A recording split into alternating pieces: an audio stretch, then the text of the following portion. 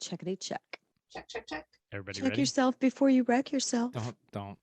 I can't help it.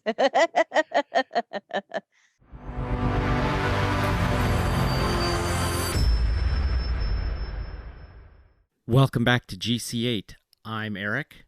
I'm Rosie. And I'm Johanna. This week we are finally wrapping up Cowboy Bebop, Session 6, episodes 23 through 26. At the time of this recording, it is Halloween week. So we watched Young Frankenstein with the uncles and mom for movies with mom this week. And I forgot how hilarious that movie was. And it had been so long. That's Frankenstein. Frankenstein until the end of the movie when he's like, oh, okay, it's Frankenstein. We're related. Frau Blücher. I think Yes. The horses neigh. One of my all-time favorite scenes from movies is the Just a Gigolo song and dance from that movie. It's just so left field. Okay. Oh, I know.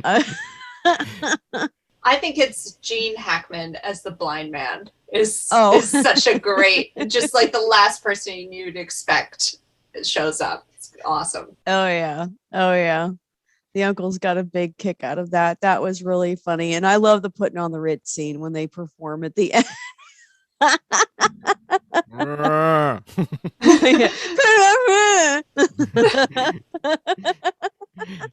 Love it. I went and saw Dune in the IMAX last weekend. Okay, that'll be enough from you. I was going to say, I'm not going to talk about Dune.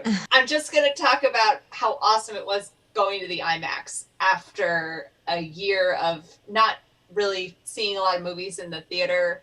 Definitely years since I've been to the IMAX. And I skipped seeing James Bond in the IMAX because I wanted to see it opening night. But Dune, I was willing to wait till there were good seats available.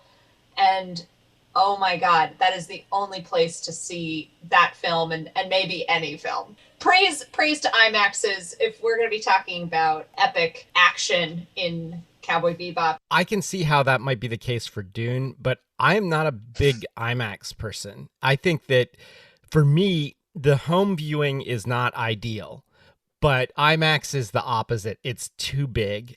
If you can't see the entire screen at once, you're missing something. I feel like I'm missing something. So I don't like when I have to look everywhere, left, right, up, down, to see everything that's going on. Oh, I'm the opposite. I like where my gaze is focused on whatever the focal point of the action is, and then everything else is in my periphery. When I'm in the theater, I sit in the second or third row. I don't want to see anything around the screen, and it's okay if the edges I lose. I want to be in it. People can write in and let us know what they think about that. Personally, I think so much is composed into movie frames these days that I feel like I'm losing part of the art if I'm not seeing the whole thing.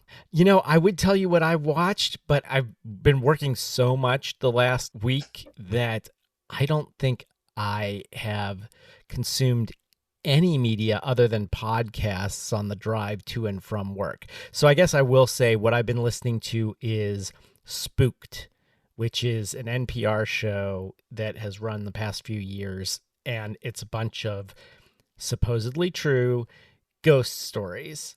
They're pretty terrifying. One of the last ones I listened to was about a clown, and that's always terrifying. But it was a clowns. Mexican parade, and there was an explosion that blew up the clown car. And one of the clowns flew through the air and landed and sort of got up, and this little kid and his brother were laughing at the clown. And then the clown attacked them at night in their house, supposedly. And it wasn't really a ghost story. It was more like there was a guy that was a clown that was terrorizing these kids. Clowns are scary enough when they just stand there. So Right. So that's what I've been up to. But let's jump into it because we have got a lot to talk about. This is the end of Cowboy Bebop, and I'm going to tell you right now, we are not going to go to the lobby, so you're not going to have to suffer through that horrible song because I did not pair this with anything. I had just a glass of water. You may want a glass of water. Maybe if you're going to buy anything else at the concession stand, it would be one of those little travel packs of tissues, because this is the end of Cowboy Bebop. Let's start out with Brain Scratch. This episode opens with a really transfixing clip from what seems to be a TV show or an advertisement. There's a lot in this episode where you're seeing content mediated through other screens within the episode, whether it's through a laptop screen trying to hack in, or whether it's clips from different televisions. But this opening sequence is really fascinating because it introduces live action footage into this animated world. Part of this super trippy, high frequency hypnotism that happens is using this live action imagery to introduce this idea of a higher plane of existence that these characters can access if they upload their brains to the cloud, basically, leaving their physical form behind, existing as pure soul in the digisphere. If that sounds like a Black Mirror episode, you're not wrong. Seems like they may have ripped that San Junipero idea straight from Brain Scratch. But what's cool is that this technology that's been developed to scan your consciousness and supposedly upload you to this system came out of a video game console. That this video game device from the future allows the console to read your brain waves so that it can interpret what your movements are going to be. Think of it as next level VR. But this game console has been co-opted by what seems to be an evil cult leader who is capturing people and more or less enslaving them to this alternate reality. It first seems like stakes are pretty low, like what's going on with this, but quickly we find out that Faye has been looped into this. We don't know whether she's been tricked into thinking she can escape her debts by leaving her physical form behind, or if she's been captured. But immediately Spike and Jet go to figure out how to rescue her, figure out what's wrong. Also happens that there's a pretty sweet bounty on the cult leader behind it. And they go after her, try to figure out how to save her. There's some really fun moments in this scene. Ein gets to shine as a character in this episode. He rescues Jet from getting sucked into the system himself. And then they are able to hack into the system by putting the headset on Ein, who is at less danger of being permanently sucked into the system. But for whatever reason, this console works on dogs too, and they're able to then hack in and access the system to figure out who's really behind it. Visually, it's a very interesting episode. Curious to hear if either of you have any thoughts. We didn't get into the background this time, but there are a couple of things that happened in the years prior to this. One was the Heaven's Gate cult, which we've talked about in a different episode already, so I'm not going to go deep into it. But in 1996, there was this mass suicide, and their leader, I think his name was Doe, if I remember right, he looks very much like the cult leader in, or the VR cult leader in this episode. Slightly skinny, bald, unblinking. The video reminds me so much of his final video. So I'm pretty sure Heaven's Gate was probably an inspiration for this. I think the eye in the pyramid, which we always associate with cults and the Illuminati, that appears in the beginning of this. The other thing that I was reminded of was in Tokyo, there was a cult that came to light the previous year before the Heaven's Gate incident, which was Aum Shinrikyo. Aum Shinrikyo released sarin gas, which is a deadly nerve gas, in the Tokyo subway because they were some kind of doomsday cult. They had like a secret base on Mount Fuji and all sorts of stuff. So those two cults were in my mind when I was watching this. So I think that was probably big in the minds of the creators at the time. Interestingly, both Om Shinrikyo and Heaven's Gate still exist to this day and have like circa 90s web pages, even though like both of them were, they still exist, both of them, which just shows how like enduring cults are. The other thing that this episode reminded me of was a classic trope in cyberpunk was always, and again, I'll cite Max Headroom because that's my favorite cyberpunk TV show after Cowboy Bebop, or tied with Cowboy Bebop. I don't know. Anyway, it was a lot of times video games to some extent, but even to a greater extent, TV is always talked about in cyberpunk as being this like, it'll rot your brain, the thing your parents always used to tell, because I guess it was passive, unlike the internet, which was active, but TV, what's sort of ironic is that's how we viewed television in the 90s. And you see like at the cult, they have this just tower of television sets and things like that. But in reality, nowadays, it seems like social media has actually become what they always thought TV would be, where like it affects society in these weird ways and people are being brainwashed by it and things like that. It's closer to what we would talk about social media today. Anyway, definitely. Those were the thoughts that stuck out to me when I was watching this. Let us not forget that Heaven's Gate, the cult, was like heavily influenced by Star Wars, Star Trek, Close Encounters of the Third Kind. Nichelle Nichols' brother was a member of the cult, and I'm sure that that's where a lot of the Star Trek influence came from. But it's interesting to think about this episode identifying television as a key part of that problem and really emphasizing that element. I mean, the religious element clearly comes through, but it's highlighting that part of the Heaven's Gate mythology as well. It made me think of David Koresh as well. Let's not sleep on that one. He, his cult back in 93 was basically just completely destroyed by the feds because, they were dangerous. But, so it was interesting to see how it spotlighted a cult. I kind of like it when shows go that direction, just to see what they do with it.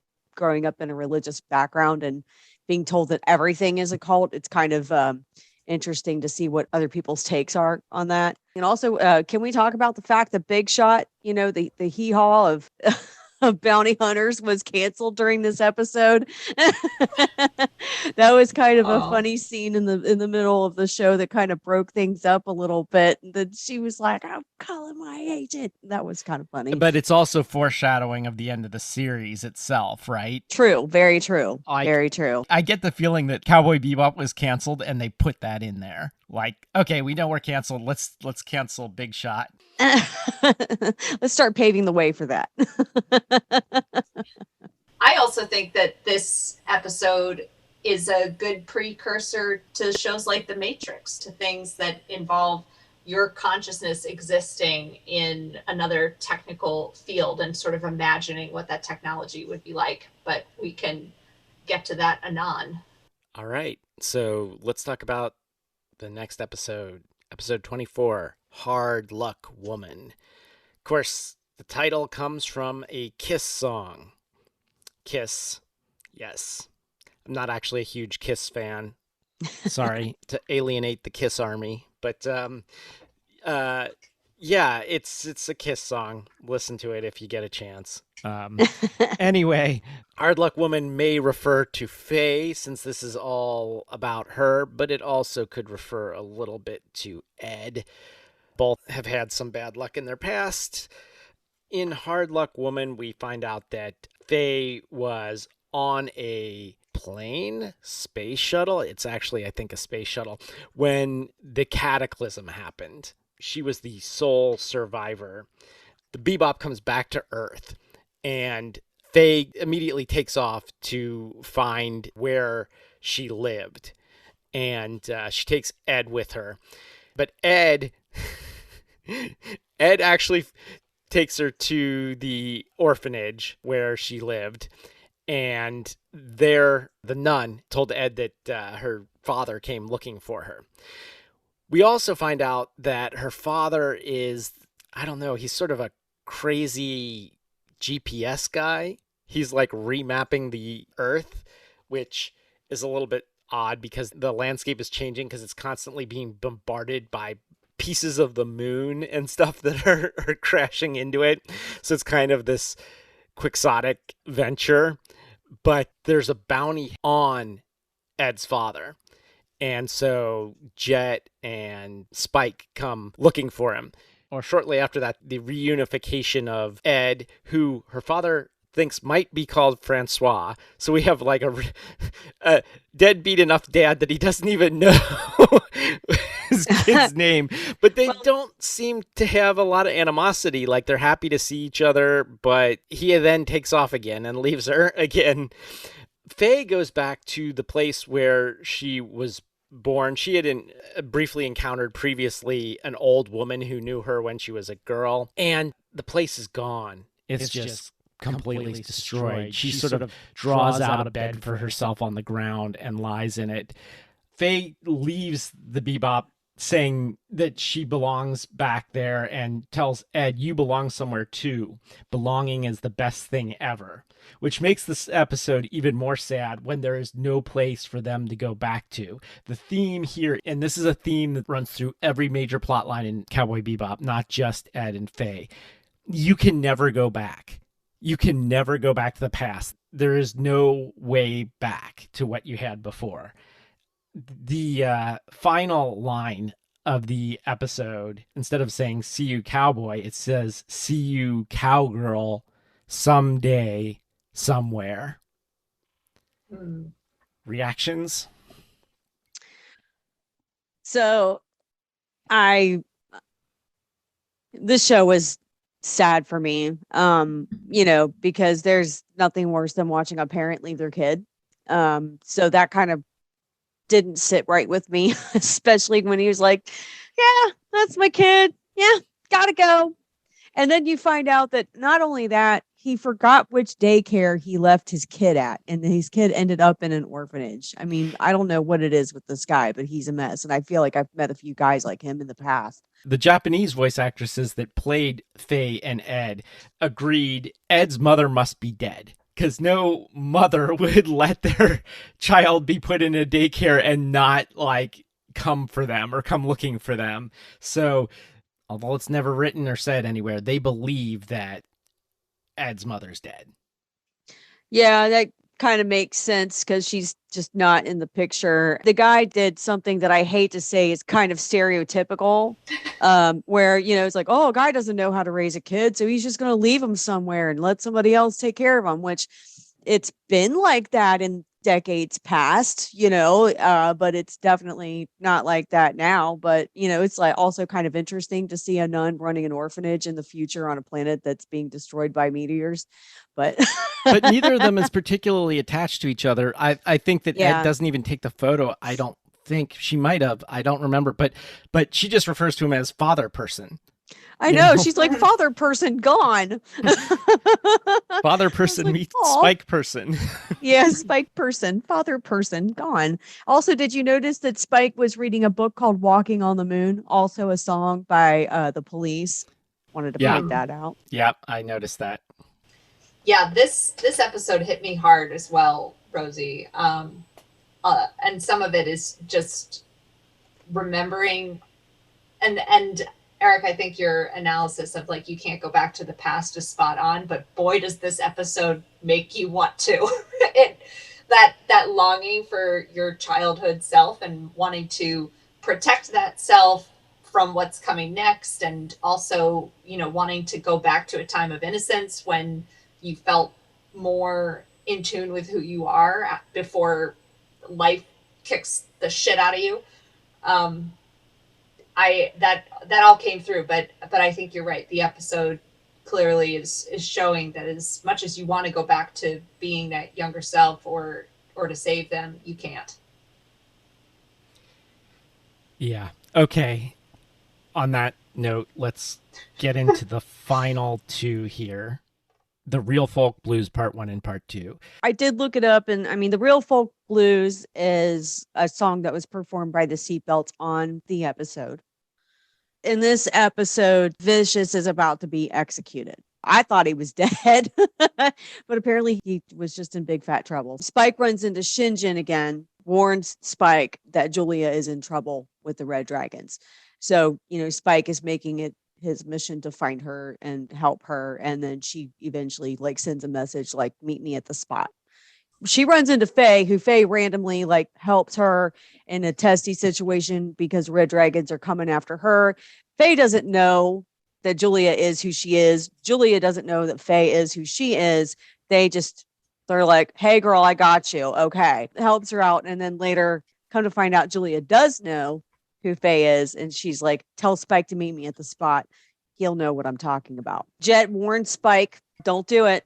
Leave the past in the past. One thing I wrote in the notes is, is this a trap? Is Julia having Spike meet her there because it's a trap? And then he does. She has a gun. It cuts away, comes back. She doesn't end up killing him, but it does end up leading to a magnificent fight scene at the end between Vicious and Spike. The last two episodes sort of run together because they're two parts of the same thing. So I'm sorry if this is in part 2, but I can't remember if it was in part 1 or part 2. But we finally learn what the deal with Julia was, which the Red Dragon Syndicate offered her. She could either kill Spike or they would kill her, So she was kind of supposedly protecting Spike by not showing up, although in which case it seems like they're still going to want to kill both of them. So it doesn't make a lot of sense to me, but. So yeah. There's a great quote from, I think this is from the first half of that episode. There was a woman. She was the part of me I had lost along the way, the part I was missing, the part I had been longing for. She's back. I think this is interesting, just returning to our previous conversation about trying to reunite or redo the past, that this pair of episodes in a lot of ways is trying to do a redo of this dynamic where Julia is supposed to go kill him, doesn't, sets Spike off on this other path of being more or less on the run and trying to escape the syndicate. But also kind of interestingly, Spike hasn't moved on, and her coming back into his life is an opportunity for him to take another pass at that, to relive the past with, of course, disastrous results. So, and then that'll lead us into episode 26 into part 2. I also want to just draw out another great line in the bar fight in the beginning of episode 25, that the bartender is making a drink for Spike, and just this is such a classic Han Solo scoundrel kind of line, or James Bond kind of line to throw out. But he says, definitely too much vermouth in the middle of the bar fight. Manages to take a sip of the cocktail the guy made. He's definitely too much vermouth. So, oh yeah. I remember that, and I briefly thought about vermouth and what cocktails it's used in, and then I was like, yeah, we're not doing that for pairings this time. No. Jet kept warning him, forget about her, and he probably should have. We should mention that Faye and Ed are gone at this point. They've already left, so we already have the breaking of the fellowship here. And Ein went with Edward. Edward, yeah. In fact, there's this really touching little moment where Ein is trying to decide between staying with Jet, who's the one that always feeds him, and going with Ed, who's the one that always plays with him, and decides to go with Ed in the previous episode. But now, as we get to the last two episodes here, and now the last episode, it's really the primary story we find out all along has been the Spike story. And Spike is reunited with Julia only to have her killed Vicious led a coup and took over the Red Dragon Syndicate. So now he has the entire Red Dragon Syndicate working for him, determined to take down Spike. And of course, Spike's just one guy. He's a badass, but he can't take on an entire syndicate on Earth where they've got everything. This leads or to can he? well, this is not Hero. We have a final showdown between Spike and Vicious, gun versus sword. Vicious has the sword. Vicious is shot, but also slashes Spike, who emerges from the compound at the very end, raises a finger and points it toward all of the Red Dragon Syndicate who have him at gunpoint. And it looks like he's about to get riddled by bullets when he collapses and dies. And that is the final image of Cowboy Bebop. One thing I noticed is that when Julia was killed, there were birds. And then when Spike was killed, there were birds. Did you guys notice that? Yeah, doves. Yeah. Yeah. I noticed her birds, but I didn't notice his. That's a good catch, Rosie. Thanks. Yeah, I was like, oh, there are birds again. Okay. And we also see the falling of the rose, which is like a classic Cowboy Bebop image. Mm-hmm. The rose falling in the rain. I also wanted to point out with the ending, the music is so different. You know, for most of the series, we have very melancholy music, or it's action music and it's that bebop jazz, or it's hard rock in some variation. And then in the ending credits, in that end sequence, it suddenly shifts into a major key, and it's very hopeful and upbeat sounding. You know, that we get that version of the conclusion. It's not inviting us to be sad so much as to feel relieved for Spike, almost, that he's been freed from this endless run of, you know, trying to make sense of the world, trying to find meaning, and that he's gotten some relief. The See Ya Cowboy in this ends with, "You're gonna carry that weight." You know, reference to the Beatles song, but basically, it's true. Someone is going to carry that weight going on, right? Jet's still alive. You're going to carry that weight. And obviously, I saw this even before it was released in the States. So I saw this probably in like 98. And I have carried that weight for 20 years, obviously, because I have not forgotten this series. In over 2 decades, it has still remained my favorite all-time anime and one of my favorite all-time sci-fi TV series. And now I have put that onto you too, and you will carry that weight for 20 more years, because I will carry that weight for a long time. Yeah. You're not going to forget this series soon. It's the kind of thing that sticks with you. The ending sort of felt inevitable in some way, that this showdown was going to go this way. For me, it was the moment when Jet makes that same beef and green beans meal that is mostly beans, like there's almost no meat in it.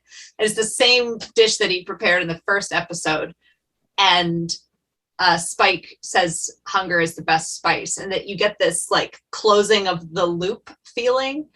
And during that scene, they share a very melancholy moment, laughing about a cat joke, like just like a really like beautiful friendship connection moment. And I think those hit me even harder in this episode. Those moments that felt like they were finally connecting together in a real way. Mm-hmm. And then it ends, you know. So to me, the weight I'm carrying is not just that this character who's awesome is gone, but gone right at the moment when it seemed like he was gonna find the thing he was looking for. And that makes the weight heavier to bear. I think this is one of the reasons why there's so much skepticism about the forthcoming live action Netflix series, because for over 20 years, they have refused to make or remake or do anything with Cowboy Bebop, being true to the theme. Like, you can never go back. It's a one-time thing. It's happened, that's the past. And now they're doing it. So I get where fandom has a lot of pushback no matter what they do with the Netflix series. But let's be hopeful that something good is going to come from it. Goodbyes are always hard for me. And whether it's in person or whether it's in a movie or whatever, that's my own personal issues. And I'll leave it at that. The one that got me was when Faye was like trying to talk Spike out of leaving. Like, I finally felt like they made a connection because, he always kind of looked out for her, but they always kind of didn't like each other. So for her to finally be like, look, dude, I don't want you to leave. You're my friend. Like, I don't want anything to happen to you. And, for them to have that conversation, it's like, oh man, okay. So they finally connected too. And it's a little too late, because watching the series, that he might be walking right into his death, and which inevitably he does, which made me even sadder. Okay, that takes us into our next animated short set of films, The Animatrix, released in 2003 as a prequel of sorts to The Matrix. 2003, that was the year that the space shuttle Columbia disintegrated, coming back to Earth, and we lost 7 astronauts. There was a massive worldwide anti-war protest in anticipation of the Iraq War, which ended up happening. That was also the year that U.S. forces seized control of Baghdad, ending the reign of Saddam Hussein. The year that the first deer was cloned and born, and the first horse was cloned and born. The murder of Zachary Turner, a child in Canada who was murdered by his mother, prompted a change in law in Canada and also inspired the movie Dear Zachary. Saddest documentary ever made. Right. Yeah. The saddest documentary ever made. And Europe's busiest shopping center opened, called the Bull Ring. It's in Birmingham. This was also the year the Hubble Space Telescope started ultra deep field, and they sent 800 images. So that's when we really got a good look at deep space. Shortly after that, Hurricane Juan devastated Halifax, Virginia. 4chan was launched and created a huge misinformation campaign on our country that still plagues us today. And the Concorde made its last flight, ending supersonic travel. And the top 5 grossing movies of 2003 were Lord of the Rings, Return of the King, Finding Nemo, Matrix Reloaded, Pirates of the Caribbean, Curse of the Black Pearl, and Bruce Almighty. So the Wachowski siblings, when they were in Japan promoting the first Matrix film, they had an opportunity to reconnect with some of the animators who had inspired their work, animators on various other projects and earlier films. And while they were there, they decided, hey, we should collaborate on something together. So they wrote 4 of the segments for this collection of animated pieces in the Matrix universe. They didn't actually direct any of them. And this was kind of cool. A lot of these directors from the Animatrix series had maybe only 1 or 2 or no credits as directors at the time of doing this work. Their background was mostly in animation. And a lot of them actually came from the Final Fantasy universe. That seems to be a major source of inspiration for the Wachowskis and where a lot of these artists came from.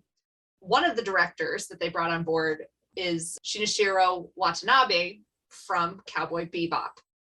We traced some of the possible ties thematically between Bebop and the Matrix, but in terms of the action style and the feel of it, that kind of mix of sci-fi and noir, not just talking about the leather trench coats in the Matrix, but that style we can see traces back to Cowboy Bebop.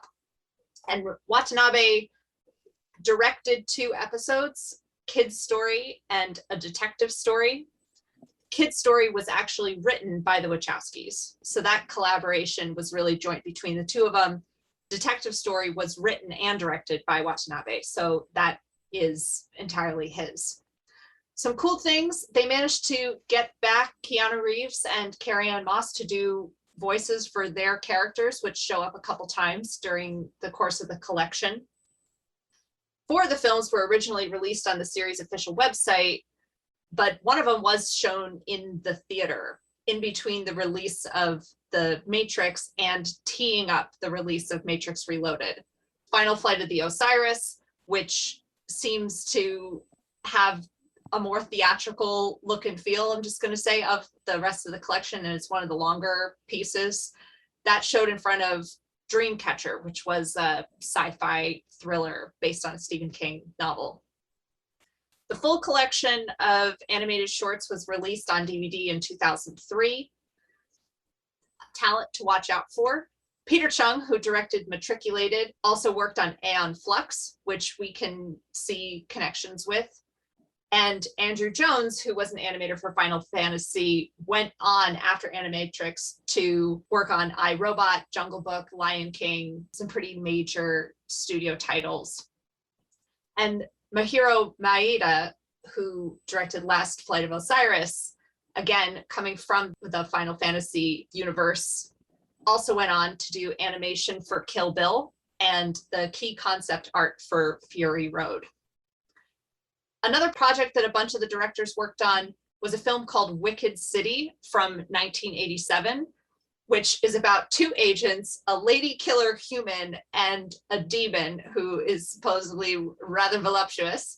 And they attempt to protect a signatory to a peace treaty between the human world and the demon world in order to protect the human world from radicalized demons. So we can see some themes there coming out in some of the shorts in Animatrix and in the Matrix theme more broadly.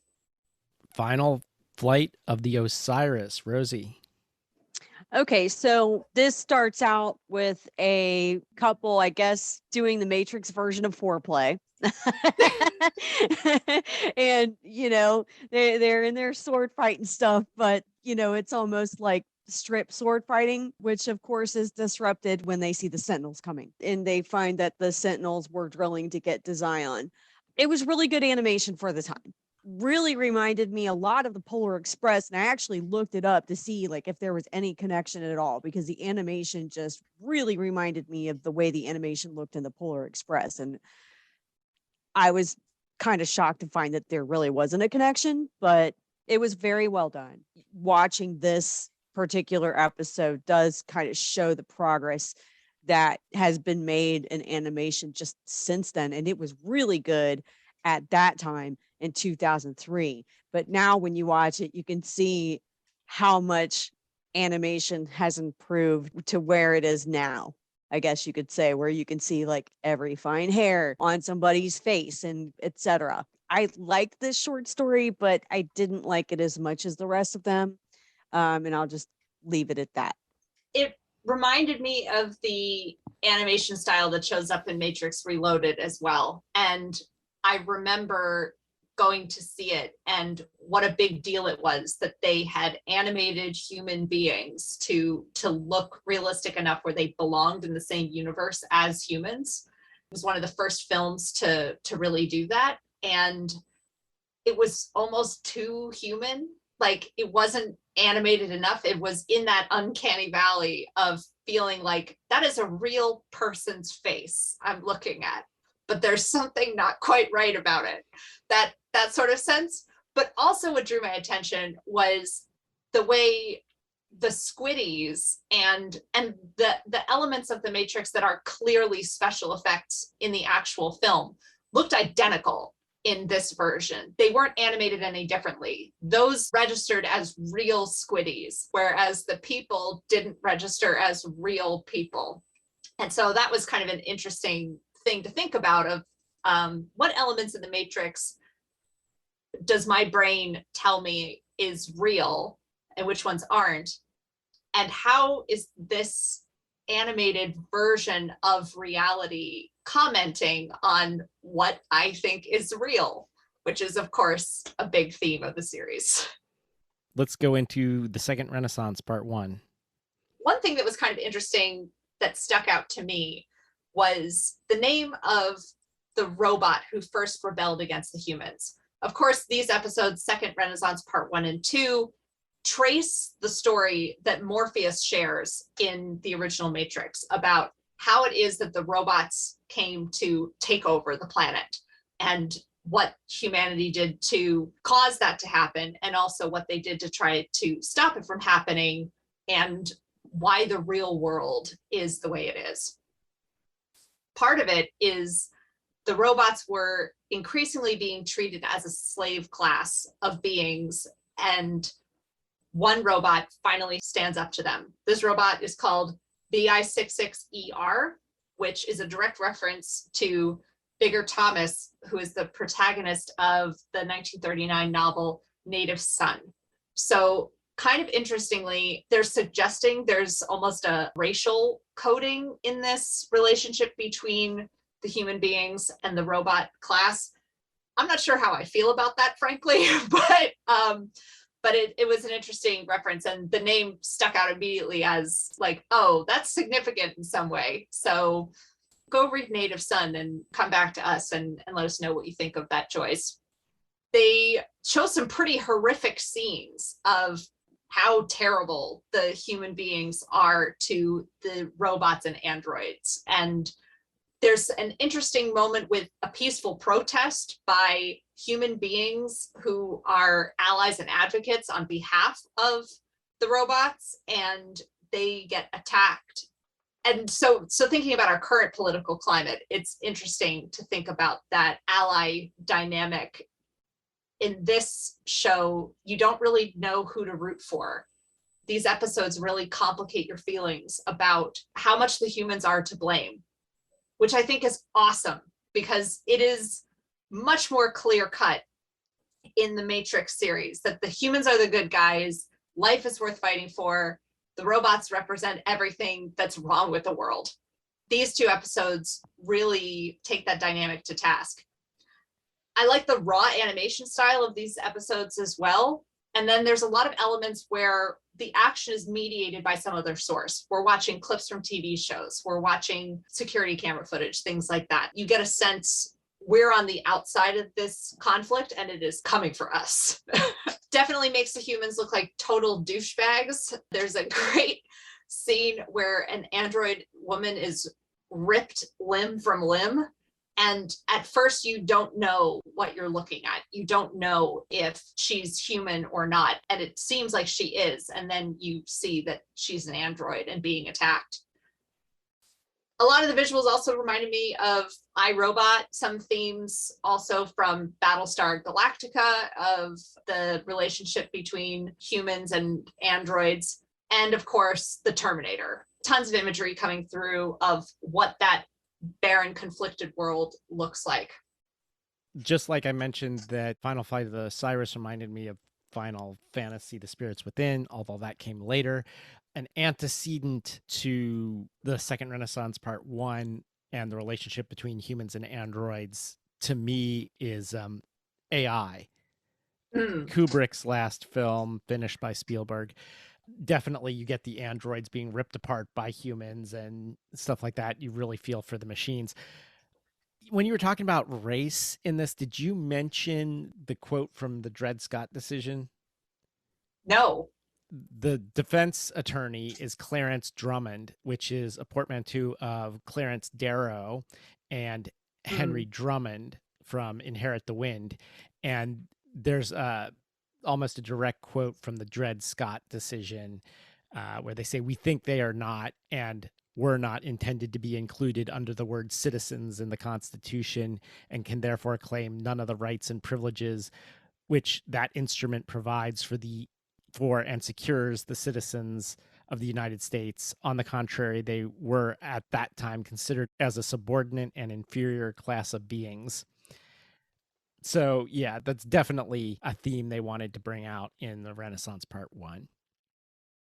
How do you feel about this? There's part of me that thinks this is very interesting to draw these parallels and make us reflect on race relations in the United States and historically where we've come from and where we are now, and sort of recognizing that at the time that this was made in 2001-ish, releasing in 2003, we were in a different place as a nation than we are now.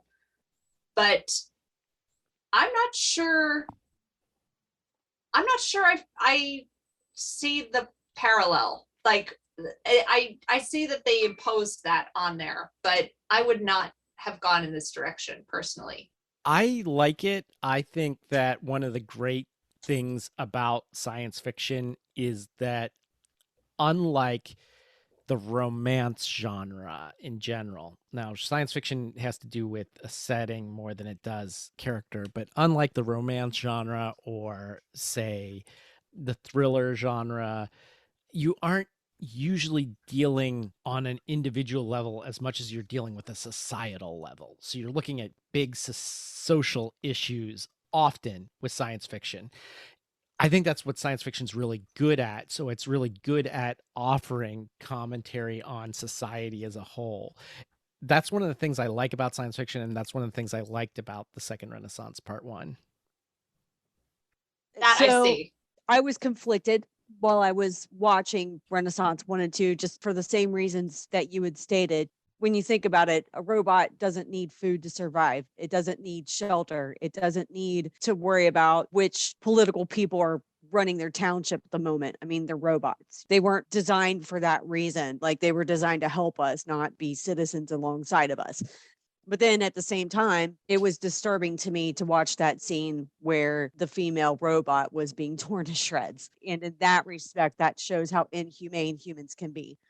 It's like a really age-old question in science fiction. And think of this in terms of abortion or something. If you have the ability to create something that has sentient conscience, do you have the right to govern its entire existence?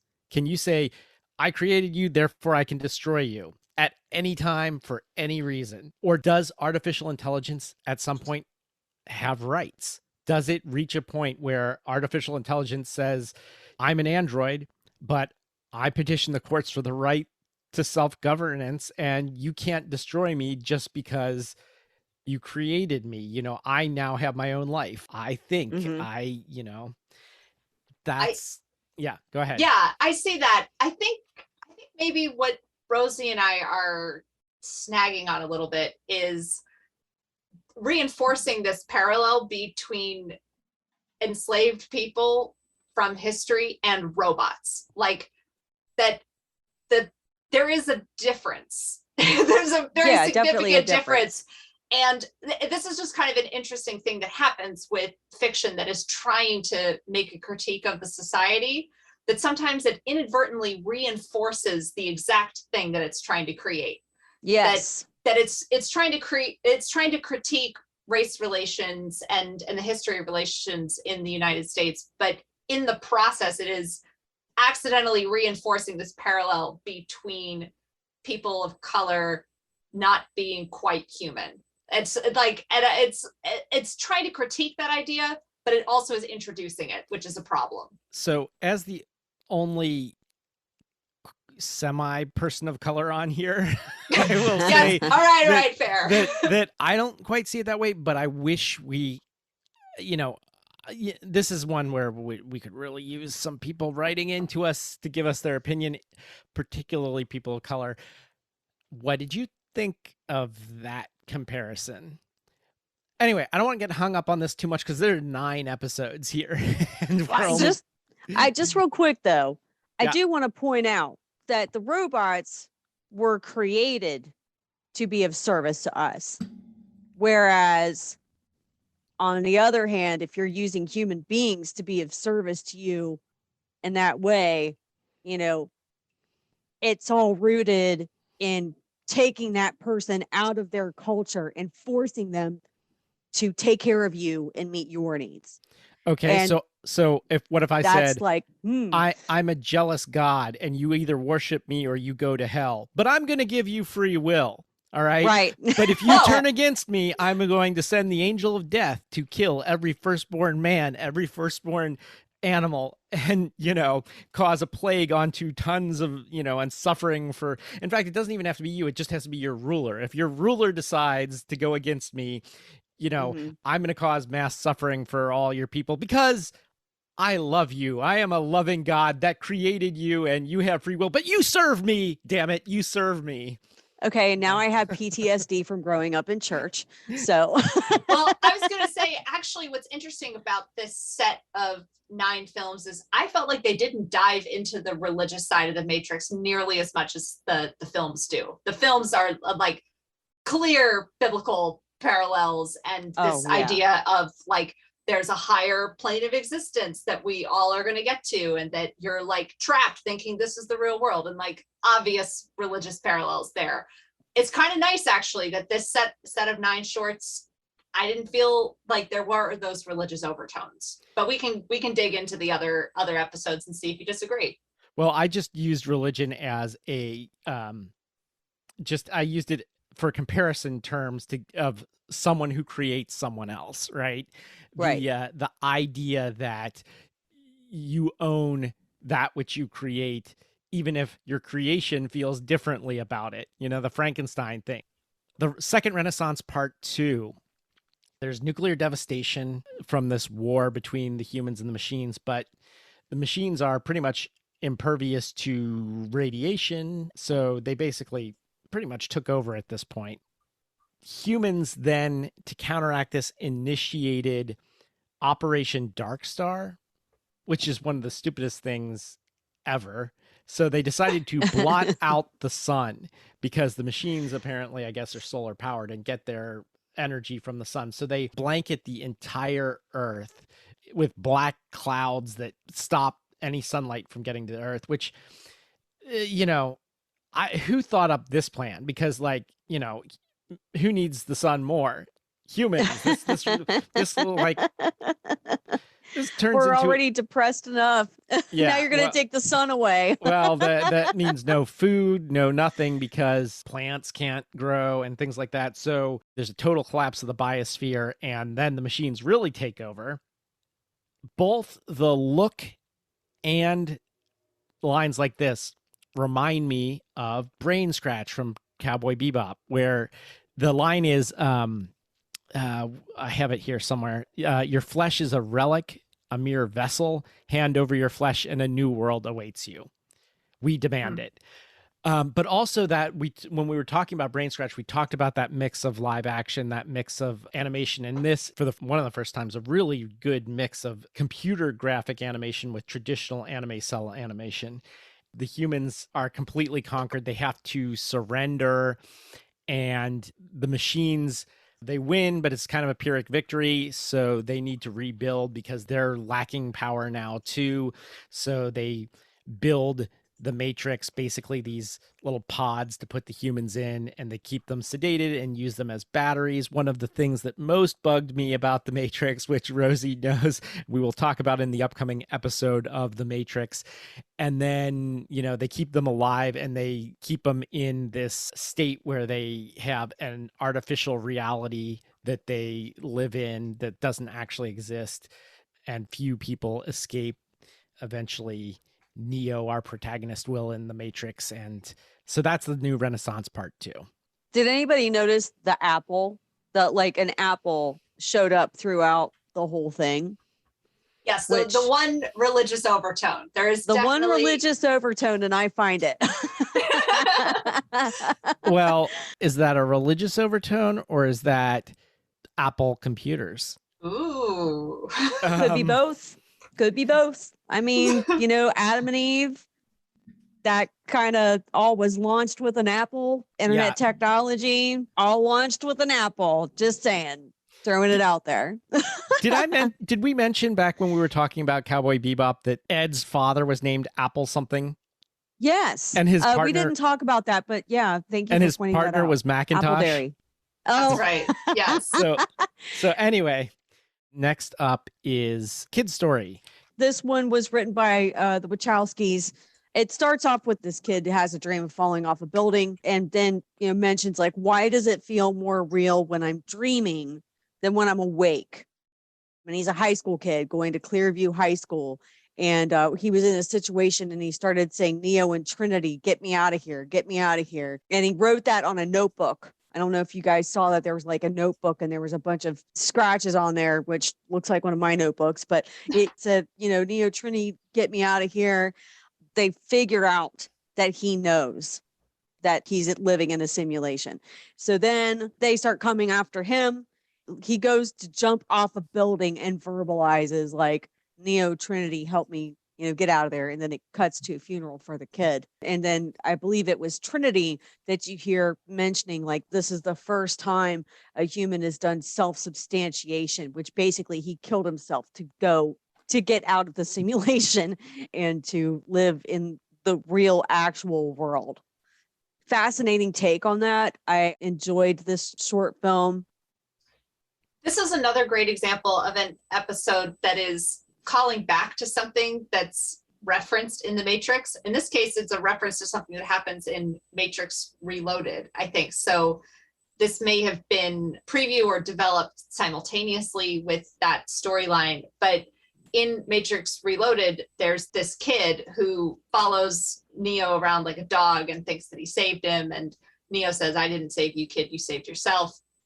And that this is that character's backstory. And there are a number of shorts in this collection where it's a reference to some like throwaway line or an idea from the past that then they managed to flesh out and animate in a cool way.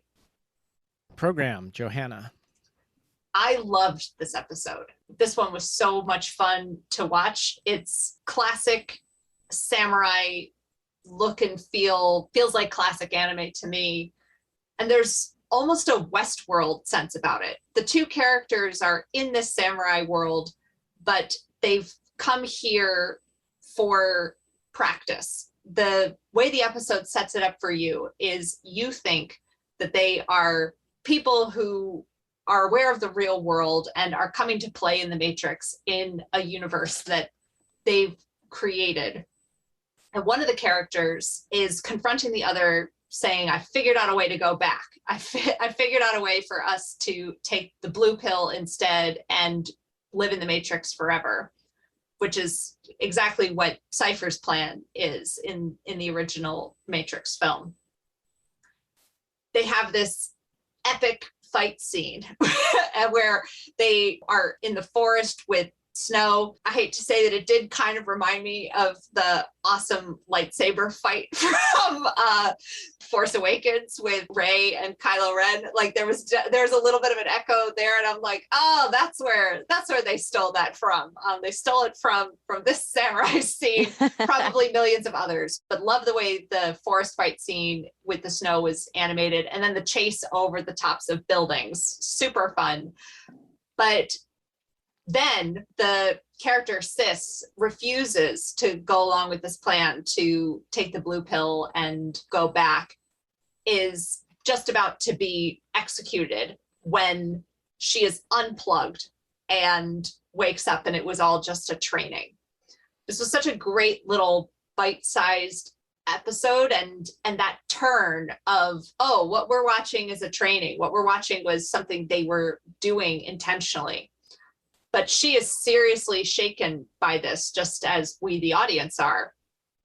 And she hits the guy who was putting the training on. And the episode ends with this amazing animated sequence where she is on the elevator and all you can see is her purple hair silhouetted. And then the light from the elevator comes on and reveals her face. And it's just animated in such a cool way. This episode also brings up themes of betrayal, which is a frequent theme in the Matrix series. Every film features a pretty major betrayal by one person or another.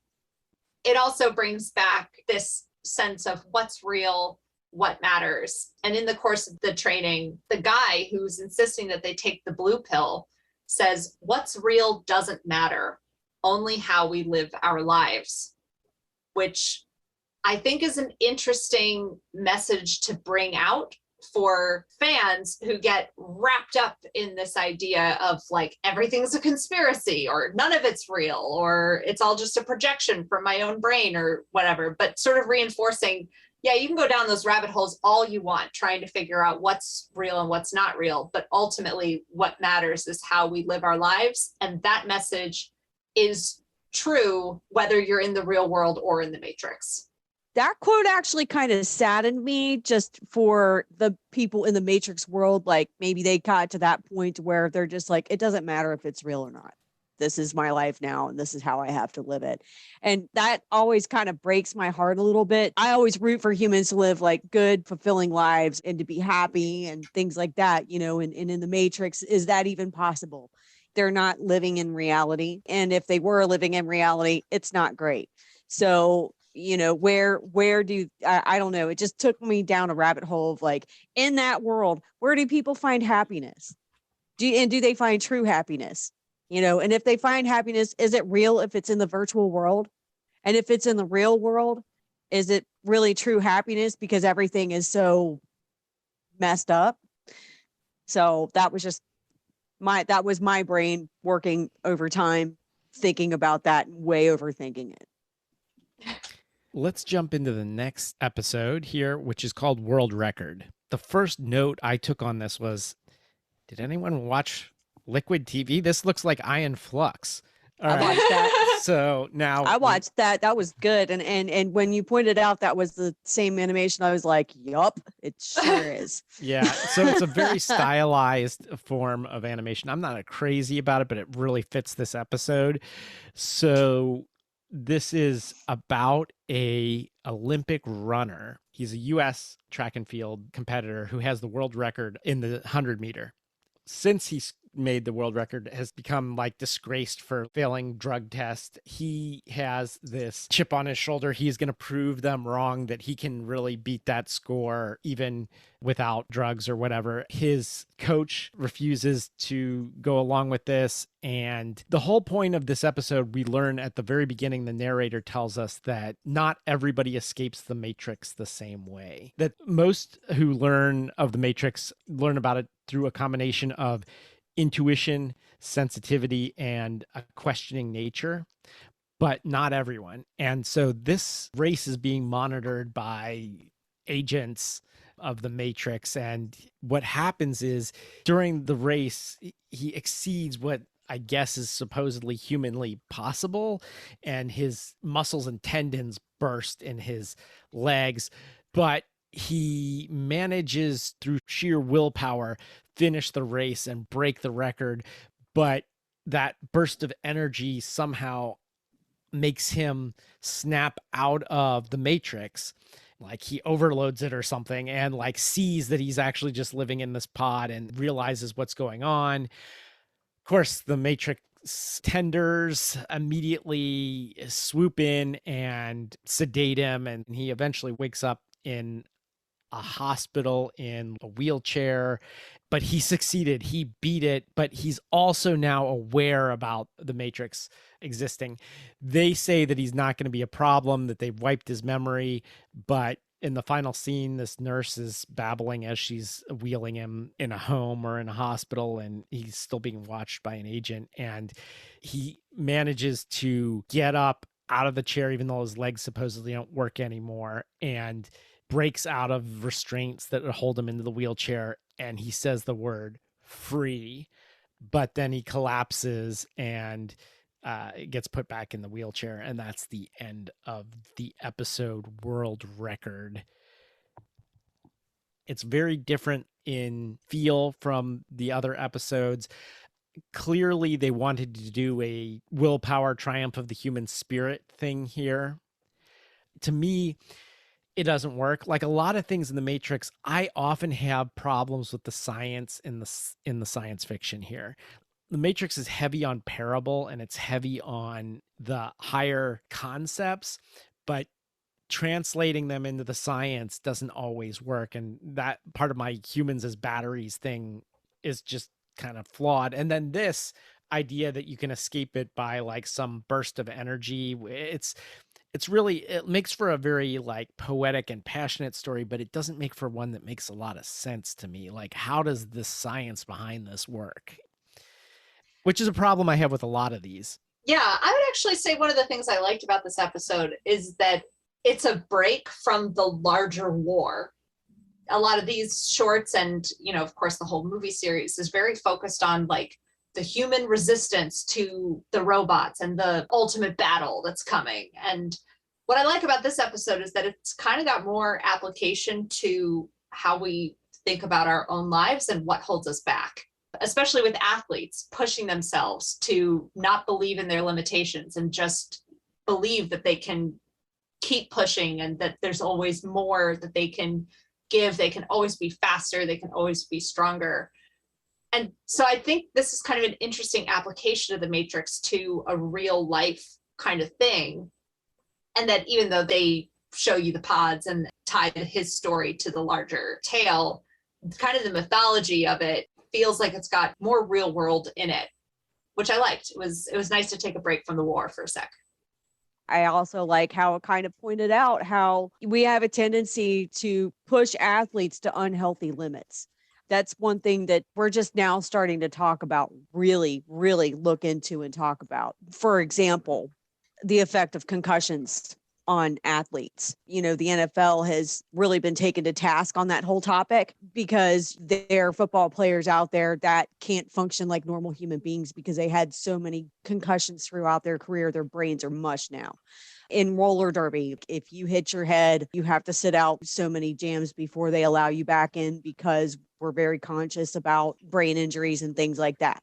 Now, granted, this guy blew out his legs trying to break a world record, pushing himself far past the limits that, his body probably should have gone. So it kind of brought up that whole thing for me. How far is too far for competition, and how far is too far for you to push yourself? It presented some interesting questions as I was watching it and brought up some interesting points for me personally. Beyond. I love this episode. I love the style that it was drawn in. The character was super cute with her pink and turquoise hair and her star on her face. And I just loved her. I loved her so much. Her name was Yoko, and she was looking for her cat, Yuki. Yoko, in searching for Yuki, ends up in a haunted house, quote unquote haunted house. I have to say quote unquote because people aren't going to see my fingers right now. Come to find out, it was kind of a glitch in the Matrix that she had discovered. And there were other kids there too. And they figured out all these cool things they could do because it was like this weird glitch in the Matrix where they could make themselves float and everything like that.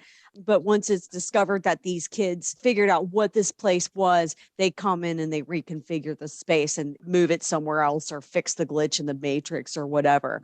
And she did find her cat, by the way. It was an interesting take on the story. It was visually pleasing. I loved every aspect of it. This was probably my favorite short out of all of them. What are your thoughts? To be honest, I think I didn't take her seriously because of the hair and the star on her face. And so I just sort of tuned out. You don't have to put that in the episode, but No. I'll Well, just freely admit that. It might or might not end up in the episode. We'll see. All right. Well, then why don't you just go into the next one, which is, I don't know what it's called.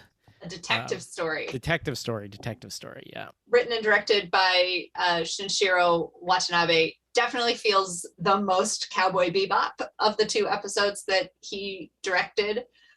I just loved everything about it. I loved the look and feel of the noir black and white cinematography or animation. Loved seeing Trinity back in action. That was really cool. I don't know why I thought that none of the original characters showed up in the Animatrix, but I was surprised and pleased to see her show up here. It seems like film noir is her natural element. She is that femme fatale kind of character as much as being a total fucking badass all the time. There are a lot of great classic noir elements in addition to the visual style and the trench coats and the hats that they're wearing. The fact that a lot of the action takes place on a train seems like a great callback to noir, even some Hitchcock mysteries. which this episode is. We're seeing this mostly from the point of view of this detective who has been hired to investigate a hacker called Trinity. So we get kind of this cool genre mashup of it's a detective story, that noir element, but it's also sci-fi, hackers, all of that. One of the things that is interesting about the episode is it's another instance of someone getting very close to getting out of the Matrix and falling just short. And that theme seems to come up a lot in the Animatrix, these stories of someone getting very close and not getting out, or someone who's in danger of not getting out and manages it at the last second. In this case, the detective and Trinity end up teaming up once she removes the bug out of his eye. Yikes. Yeah. But ultimately, while they're on the train together being pursued by agents, he starts to feel himself getting taken over by one. And the episode ends with this brutal necessity of eliminating the detective before he turns into a Smith. And I feel like that noir element works perfectly in terms of the mood of that moment of ultimately the real world is dark and violent and hopeless, and it ends badly for good people. So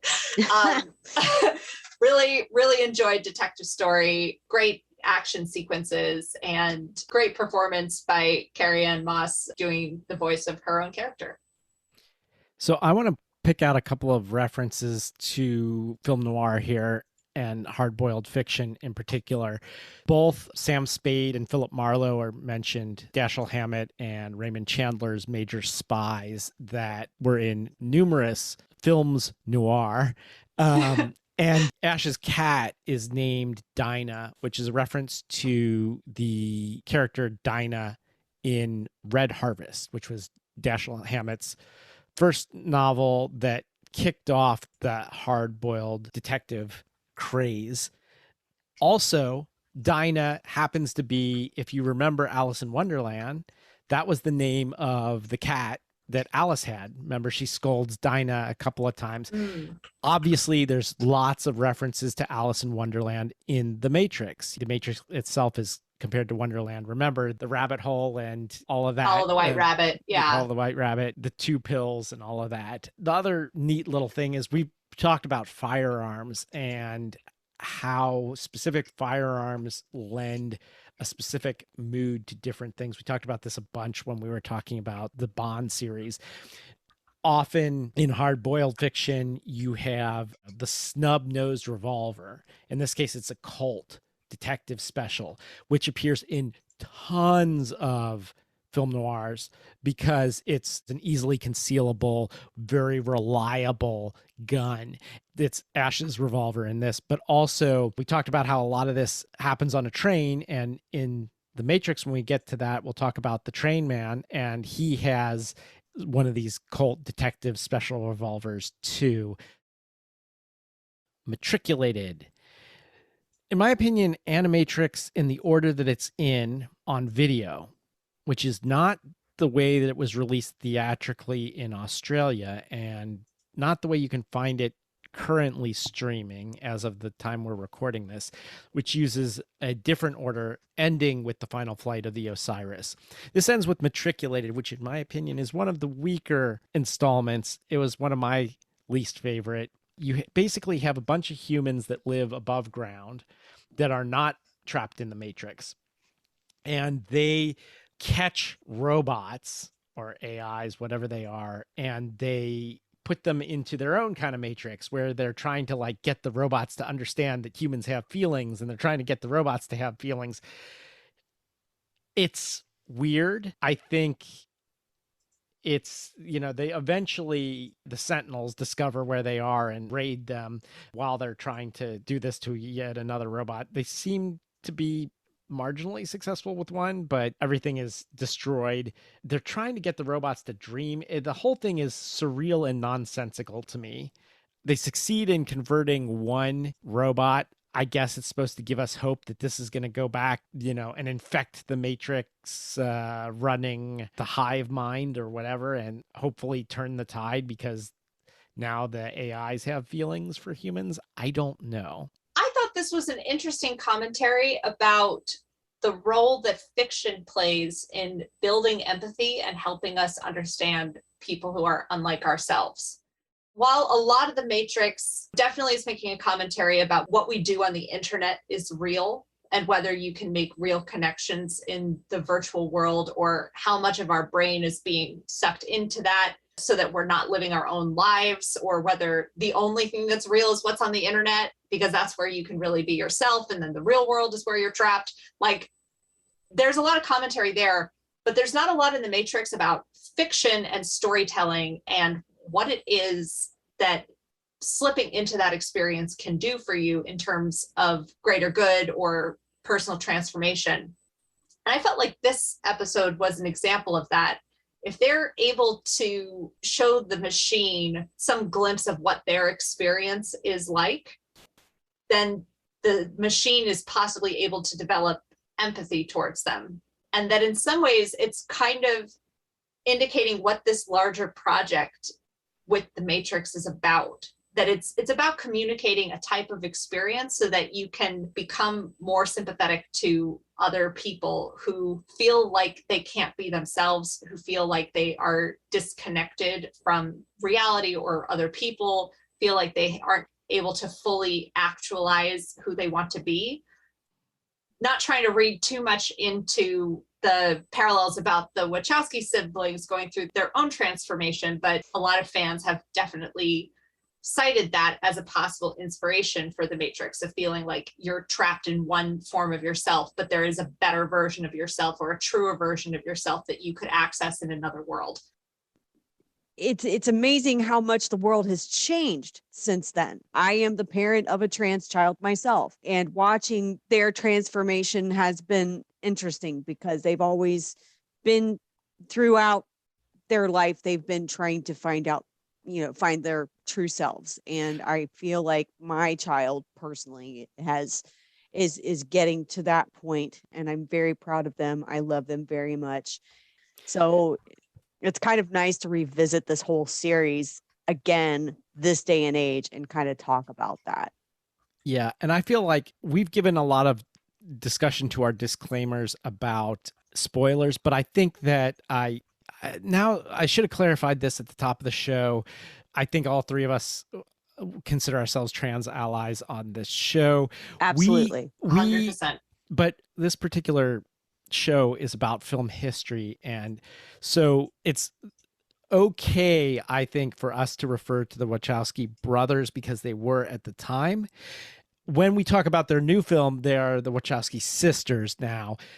We can refer to them as the Wachowski siblings in either place, but I want to say that there's no disrespect meant there if we slip into brothers at some point when we're talking about The Matrix, because at the time the film was made, that's what they were credited as. That being said, back into Matriculated, the one thing that stuck out to me in this episode was that they're catching these robots and they're putting them into the Matrix themselves. And there's like all this thought in the Matrix put on how that's a bad thing and how unethical it is for the machines to put humans and keep humans just as batteries, and keep them in this artificial world, this virtual reality. But they address that in this episode at the beginning when they're catching one of the humans says, it doesn't matter because to an artificial mind, all reality is virtual. So it's okay for us to trap robots in this matrix of their own. I thought that was very interesting. That pretty much wraps it up for the Animatrix. I want to say that this was kind of groundbreaking, at least in the US. I don't know about in Japan, where in the Far East, it seems like there's a lot more tradition of doing this animated version of things and then live action version of things and stuff like that. But it seems like Animatrix sort of broke the door open to this now common or more common thing of doing animated prequels. I know the Chronicles of Riddick Pitch Black series has done it. The Blade Runner has done it, and short films in general. I think the Alien series, which we've already done on the show just before the pandemic, they started releasing a bunch of fan films as part of their 20th anniversary and things like that. It seems like the Animatrix was groundbreaking for more reasons than just the individual episode. So I don't want to lose sight of the whole package here. Overall, it seemed like they gave the creators of these shorts a lot of latitude and a lot of freedom to do what they wanted. Probably asked them to stay away from the main characters, although they do appear in it. They're not the focus of most of these episodes. I do think it seems a little disjointed because of that, and some of these improve the Matrix backstory and some further convolute it. And in fact, I think with a lot of things, too much backstory is not necessarily a good thing. So, I've said this about Star Wars a ton when we talk about the Star Wars prequels, but I don't know where I find the balance on this. I think that the Animatrix overall is excellent. I think that not every episode is going to connect with every person, as we've seen just between us, but it's definitely worth checking out for fans of the Matrix for sure. But just about any fan of science fiction should have a look, especially if you like anime, because a number of these are anime influenced or straight up animes. Well, one thing I was thinking about too is it's really a shame that they didn't do a backstory on the Oracle. I think that would have been a very cool storyline to explore. Like, what's her backstory? Where did she come from? How did she become the Oracle? I would love to know that. I've been had that question in the back of my mind since I first watched The Matrix. Okay, well, maybe someone will do that still. Mm-hmm. I have a feeling that with Matrix 4 coming out in December this year, maybe we will see another round of Animatrix-like prequels coming. I would not be surprised if someone isn't already at work on that. They're missing an opportunity if they don't do a backstory on the Oracle. That's all I'm saying. Until next time, this is Eric. This is Rosie. This is Johanna. Signing off.